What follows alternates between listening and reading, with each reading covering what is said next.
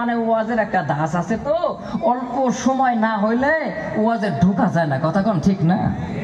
ওই জন্য আপনাদের একটু সময়, আমি এত দূর থেকে যদি আসতে পারছি ভারত থেকে, আর আপনাদের তো ভাষা এটাতে নাকি আপনি চলে যায় খালি মাথাটা বালিশে রাখতে দিন, উপারে চলে যাবেন, কথা কোন ঠিক না?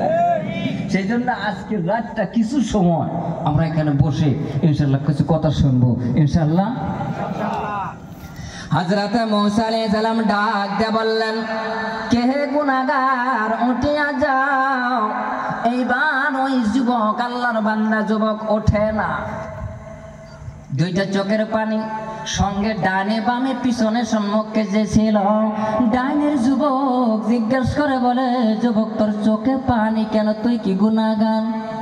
বাম পাশের যুবক ডাক দিয়ে বললেন, তোর চোখে কেন পানি, একটু বলো বলো বলো।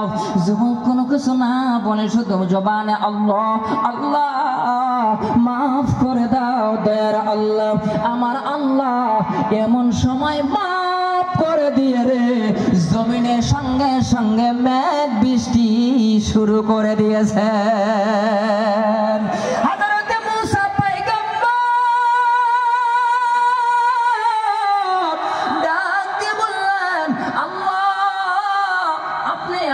সঙ্গে এমন করে কেন কথা বলেন আল্লাহ?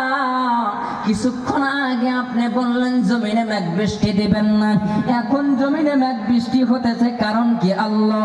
আল্লাহ বলে, মূসা রে, তুমি যেটা জানো সেইটা আমি আল্লাহ জানি, তোমরা যেটা জানো না আর আমি আল্লাহ সেইটাও জানি। জোরে কোন সুবহানাল্লাহ।